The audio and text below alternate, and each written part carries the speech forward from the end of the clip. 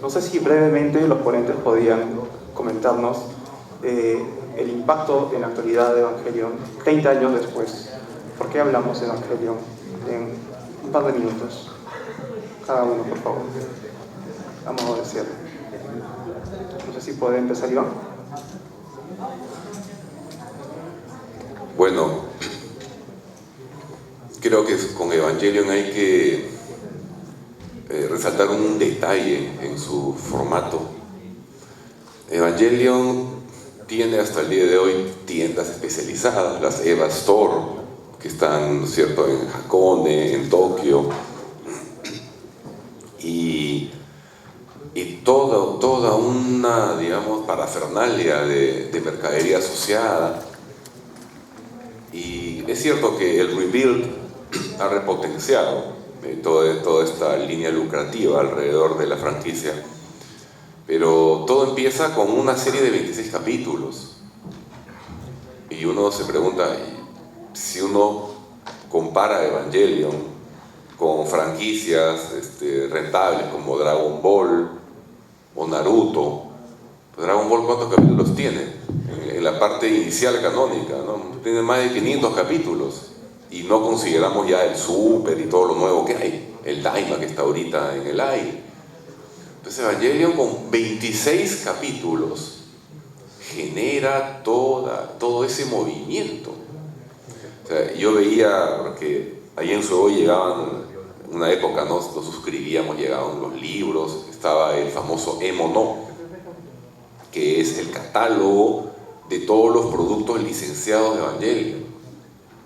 Entonces uno por ejemplo recuerda, ¿no?, que en un anime, lo que es lo típico, ¿no?, los shitajikis, ¿no?, que afiches, que polos, uno dice, ya, esto es lo normal. Pero en Evangelion la mercadería incluía laptops, incluía celulares, cosas caras, ¿no? O sea, y eso no lo compra un chibolo, ¿no? O sea, vieron una línea para un público, ¿no?, digamos que de shonen ya pasaba a seinen, ¿no?, de alguna manera, en demografía, y es algo que, digamos, por eso digo, con un producto audiovisual que no es tan longevo, es todo lo que pueden mover.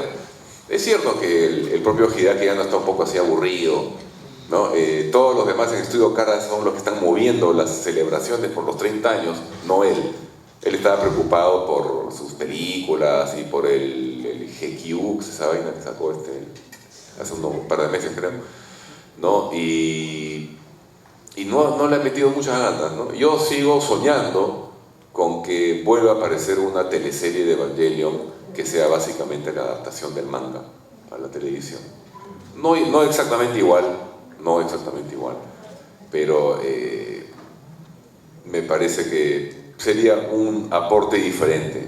Ojalá en algún momento se dé, ¿no? Pero que 30 años después todavía se esté hablando de la serie y todavía esté generando fandom, ¿no? Entonces creo que definitivamente estamos ante un movimiento muy especial, por razones que son más profundas de lo que parece ser, ¿no? No es tanto quizás en el término del lenguaje audiovisual, ¿no? Creo que Evangelion se beneficia de esta cultura visual post-MTV, ¿no? Porque uno podría decir, oye, este es una reescritura de Mazinger, ¿no? El hijo del dueño de la organización maneja el robot contra los enemigos que vienen de afuera. La misma vaina que hace que más de 20 años antes de Evangelion se usaba en los argumentos mecha. Sin embargo, la manera como está hecho, o sea, Evangelion tiene Evangelion, porque lo pronuncian en griego, en japonés lo pronuncian en griego, Evangelion, así como Tadeo lo estaba pronunciando, que es la pronunciación griega, ¿no? Tiene unos cortes audiovisuales. He sufrido con los carteles de esta condenada película, porque hay carteles, no sé si que no se pueden leer, que son de 16 cuadros. Un segundo son 30 cuadros, 16 cuadros, medio segundo, y estaba el maldito cartel ahí y había que cuadrarlo uno para ponerlo, y tienen así, ¿no? Entonces yo decía, aguanta. Un japonés nativo de lectura de kanji, ¿lo va a leer de verdad esto? Mientras le están hablando información, ¿no?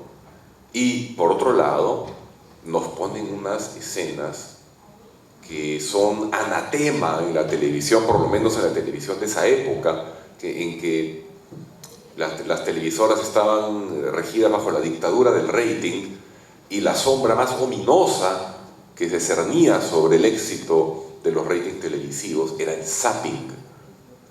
Y tú no podías invitar a tu público al zapping.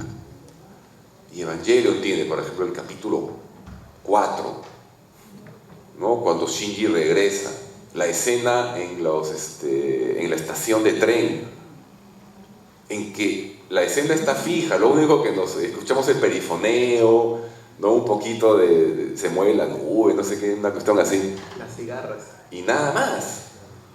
Entonces yo digo, oye, esto es bien arriesgado. Y no hablemos del capítulo 24, que son, yo los conté, eran 58 segundos. Dos comerciales enteros prácticamente, ¿no? Con Shinji agarrándolo a Kaworu ahí, ¿no? Antes de ajustarle el pescuezo. Y con el fondo de la novena y los movimientos de la novena, ¿no? O sea, eso era invitar al zapping, era suicidio, y sin embargo, era una narración audiovisual muy refinada, muy de vanguardia. Y fíjense, dos cosas en The End of Evangelion para mí es visualmente notable. Dos escenas que, digo, si yo no he visto el último reveal, me niego a verlo todavía.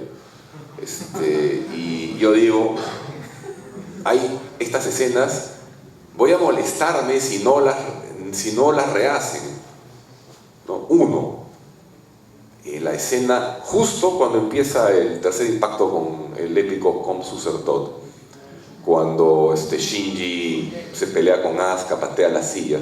Pero miren el encuadre de esa escena, miren los ángulos aberrantes tomados de arriba, de abajo, de costado. O sea, esa escena que podría ser en una película de Woody Allen, en una cámara fija, con los personajes, ¿no? Interactuando. Aquí la cámara se mueve de un lado a otro. Y la otra escena, cuando ya están los Evas blancos en plena ceremonia, y hay un encuadre que dura un segundo y algo, que es el Eva blanco con los brazos extendidos, levantándose con la tierra de fondo, con las almas así. Dura un segundo y pico, pero es de una hermosura visual. Entonces digo, esto no es, esto es lenguaje audiovisual avanzado.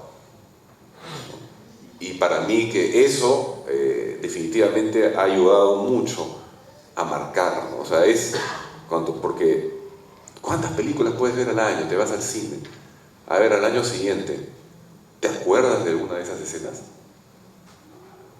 Y es donde uno se da cuenta de que realmente un producto audiovisual sí ha estado muy bien elaborado, muy bien pensado.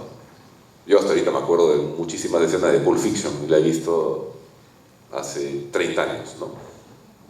Entonces, eso es una visualización, ¿no? De largo plazo, o sea, es algo de largo aliento, ¿no? Y Evangelion tiene muchos de esos encuadres.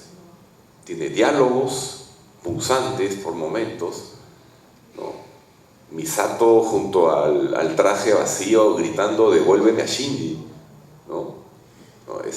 Y aparte de lo emotivo, creo que para mí quien se roba el show ahí como actriz, todas las actrices son notables todas. Megumi Ogata con unos gritos. Shinji nunca se escucha como con Megumi Ogata en el track japonés original. Los gritos de Megumi Ogata son espectaculares, pero la actuación, ¿no?, de Kotono Mitsuishi como Misato, después de ser conocida por Sailor Moon, es simplemente de otro nivel, ¿no? Entonces, todos estos factores se reúnen en Evangelion porque la edad de oro de los seiyus de Japón, esos son los años 80 para segunda mitad. Hoy en día, pucha, que están medio blandos, algunos suenan igualitos en todos sus personajes, ¿no? Pero esa edad de oro de los seiyus, ¿no?, llega pues a fruición particular en los años 90, y Evangelion se beneficia de todo eso, toda la maduración de la cultura audiovisual, ¿no?, con la actuación de las voces, ¿no? Entonces esos detalles son los que la hacen inolvidable 30 años después. Esa es mi opinión. Bueno, ahí sí voy a tener que contradecir un poquito, Iván, pero a mí me gustan algunos sellos contemporáneos, y seguramente la audiencia concordará conmigo, como el de Dio Brando, por ejemplo, o el de Seto Kaiba, ¿no? Yakuza que le ponen la voz a este compadre. Entonces, hay todavía materia por ahí, pero respecto al tema que nos atañe, creo que Evangelion en su momento representó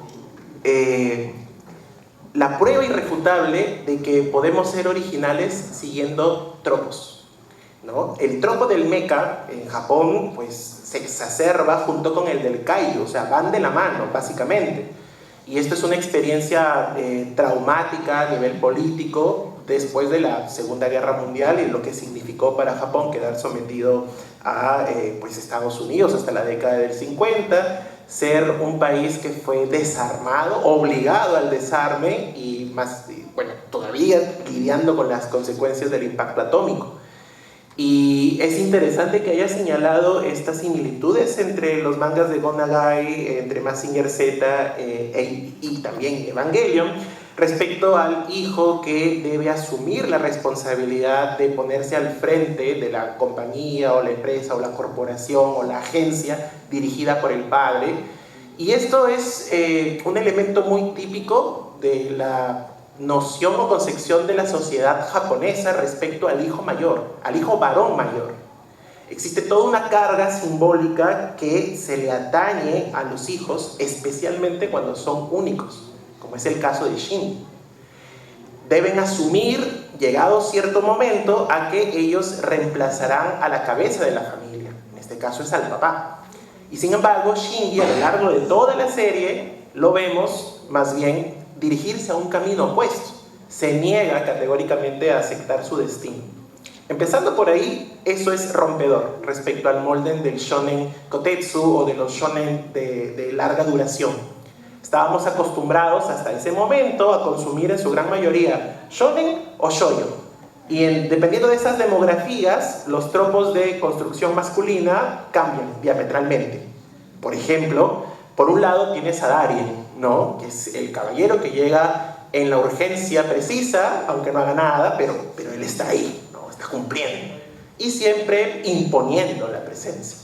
Y por otro lado tienes, en el caso de los shonen, personajes como, vamos a mencionar pero podríamos mencionar a Seiya, y más en mi época podríamos mencionar a Naruto, o bueno, en el tema de las parodias, a Gintama. Y en todo esto tenemos a un personaje masculino que tiene un destino que cumplir. Se rige en todo caso las posturas del mito de Campbell, ¿no? El camino del héroe, el trazo del arco donde el héroe tiene una etapa de entrenamiento, un aprendizaje, se enfrenta a ciertos retos, falla, viene una etapa de reformulación, vuelve a entrenarse, lo supera todo. Creo que el pináculo de esa dinámica se encuentra en Gon de Hunter X, ¿no? Bueno, es mi opinión. Y en parte también en los yoyos, ¿no? Soy un fan abiertamente declarado de la obra de Araki. Y en Evangelion lo que vemos es el camino opuesto. Es alguien que no desea ser protagonista y que sin embargo, no solo por el bien de la trama, sino por el bien de su propio, digamos, desarrollo de personaje a partir del sufrimiento, es que termina empujándose a comprender que en la interacción con los otros siempre va a haber un riesgo de dolor.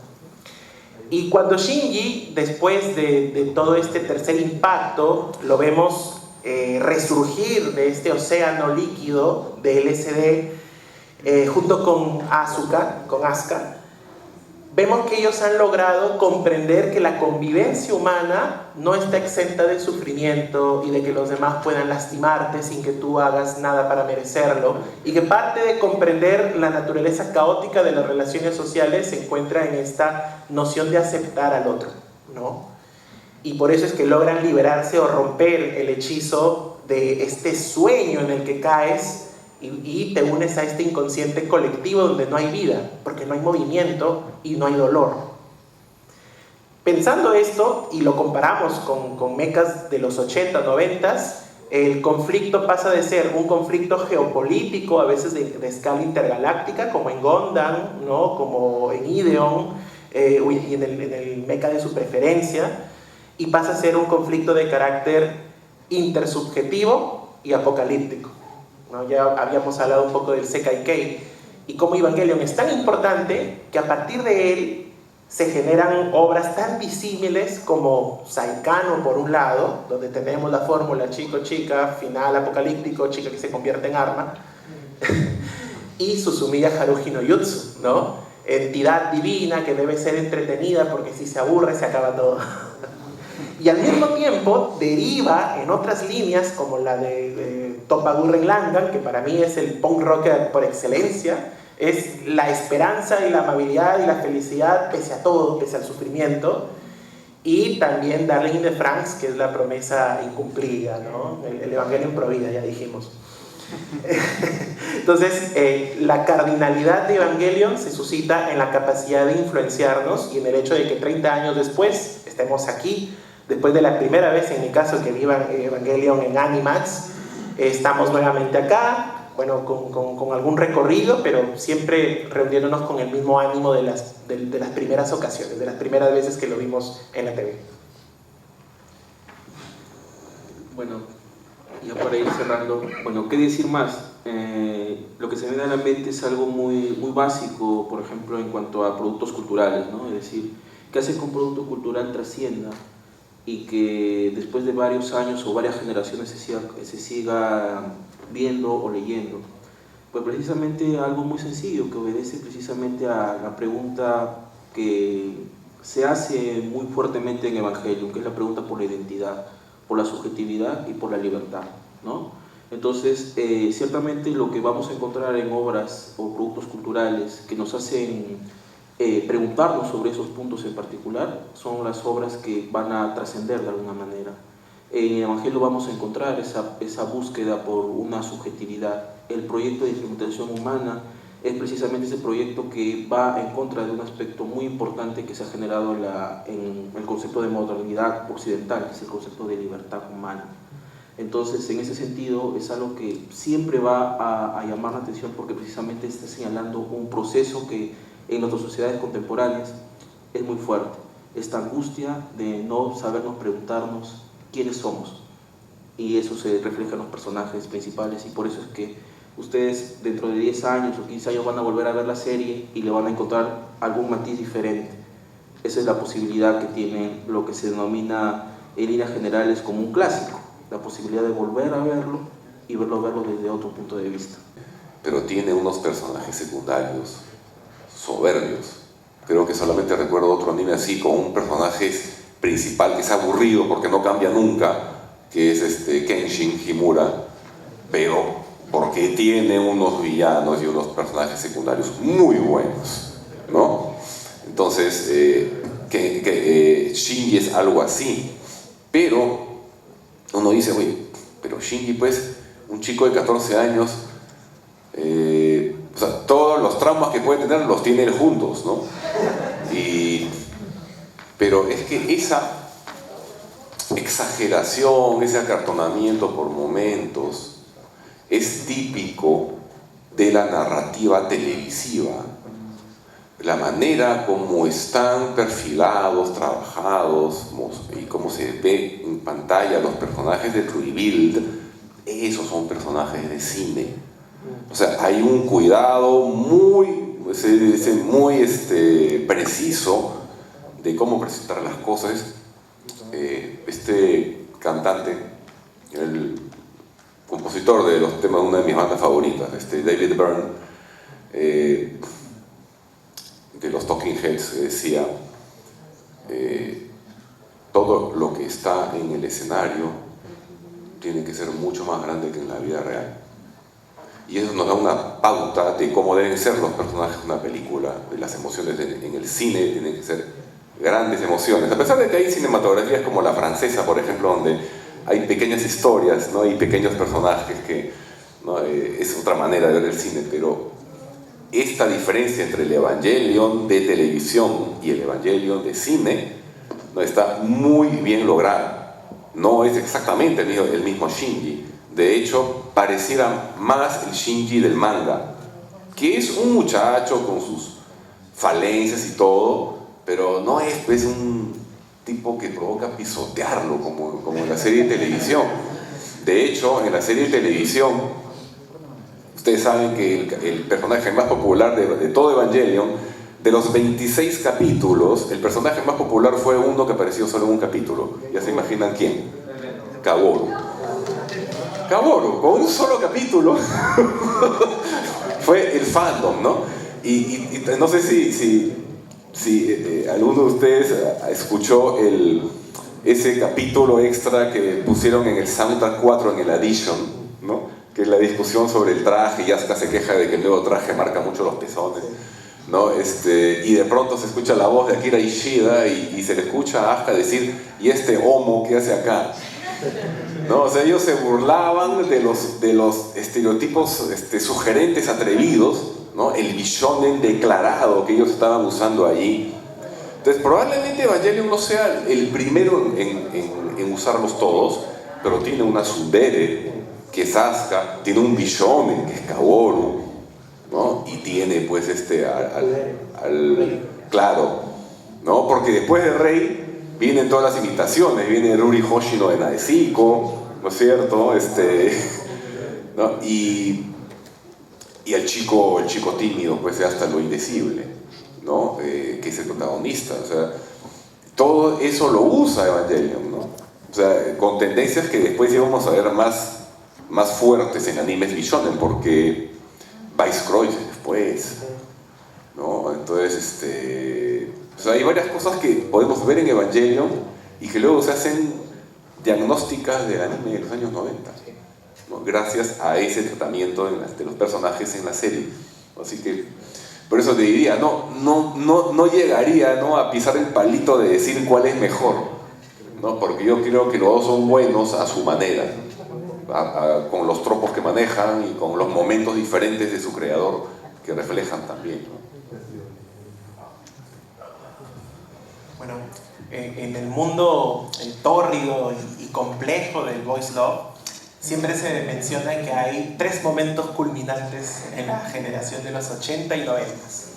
El primero es con Capitán Tsubasa, o sea, uno de los primeros ships confirmados, busquen ustedes en AO3 o revisen por ahí, es una ship específicamente de Capitán Tsubasa, ¿no? Era un festival de ships para las Fugoshis de entonces. El siguiente carnaval de ships era Saint Seiya, básicamente, ¿no? O sea, Kurumada se esmeró mucho en el tratamiento de las masculinidades divergentes y la forma de devolverle la vida a tu compa cuando está congelado. Que además eso es de la serie, ¿no? No del manga, pero bueno, se entiende un poco la idea. Y el tercer momento culminante casi desata una guerra mundial cuando tradujeron por tercera vez ya saben por dónde va. Cuando tradujeron al español latino por tercera vez a Evangelion en Netflix, y a alguien se le ocurrió decir en la mítica escena donde Kaworu le expresa sus sentimientos puros, castos y prístinos a Shinji, ¿no? ¿Cómo le dice? Shinji, Daisy Fulane, ¿no? ¿Y qué dijo la traductora? Shinji, me caes bien. Cosa que se volvió a repetir, si ustedes están siguiendo el verano que Hikaru murió, otra vez se volvió a repetir con lo de Yoshiki, me caes bien, ¿no? Pero estos 3 momentos son culminantes para la gestación del desarrollo de los tropos del fanfic. El fanfiction se potencia, ustedes pongan fanfiction de Evangelion y básicamente hasta Pen también lo ponen en los ships.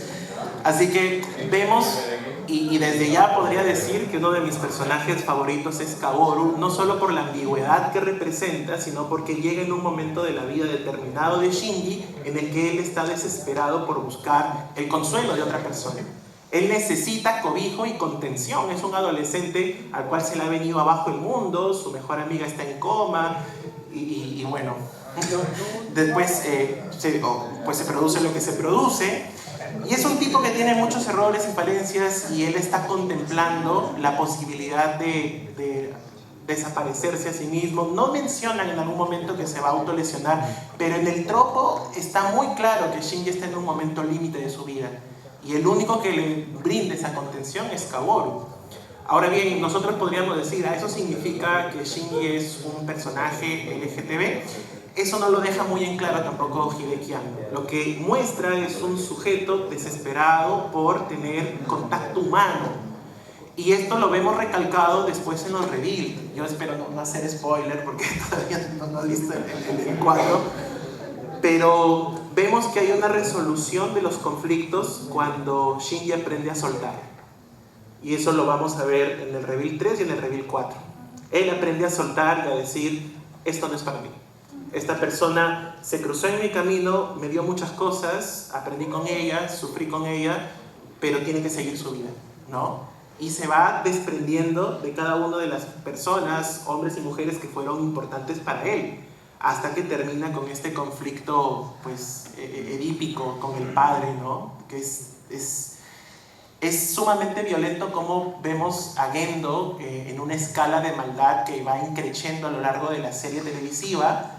Y cuando llegamos a los reveal, termina mostrándose como una persona sumamente frágil, ¿no? Es el espejo roto de su hijo. Entonces creo que Evangelion podría resumirse en ese caso como esa contemplación de que a veces la belleza nos hace sufrir y no por ello deja de ser menos precioso. Entonces, solo quería apuntar eso, ¿no? Mi personaje favorito es Kaworu y que vive el Kabushin.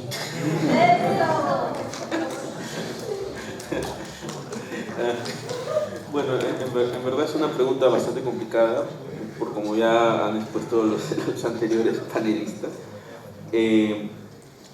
Pero ciertamente lo que sí yo rescato mucho de Evangelion es precisamente la posibilidad de ambigüedad con respecto a los personajes, ¿no? La posibilidad de que alguien pueda reconstruir y esa ambigüedad, ese espacio oscuro, ese espacio entre penumbras, entre luz y oscuridad, es lo que permite de que se pueda producir realmente una empatía o tal vez la palabra empatía no sea la más directa, pero una especie de identificación con los conflictos de cada personaje. Lo que hace que cada personaje pues tenga matices que uno pueda en cada otra relectura de la obra encontrar. Y eso es sumamente interesante, ¿no? Es decir, yo la primera vez que vi Evangelion, por ejemplo, yo veía básicamente un problema de traumas y de problemas de ansiedad, como expuse al comienzo. Pero ya con una segunda vez que lo vi, pude ver de que uno de los temas importantes de Evangelion va por la cuestión de la identidad. Y otra cuestión que es importante de Evangelion es precisamente ver precisamente la vulnerabilidad del ser humano, que es una cuestión que es sumamente importante a la luz de que los personajes, como dije anteriormente, tienen todas sus relaciones rotas. Incluso el caso de Shinji, que finalmente tiene que matar a la persona que le ha declarado su amor, mientras todos los demás personajes lo han estado maltratando. Su padre lo maltrata, su amiga está en coma, pero su amiga también lo maltrataba, ¿no? Es sumamente intenso y eso precisamente creo que señala la posibilidad de que siempre haya una relectura de estos personajes. Entonces, para mí sería súper complicado establecer un personaje principal, pero bueno, cada quien tendrá su gusto, ¿no?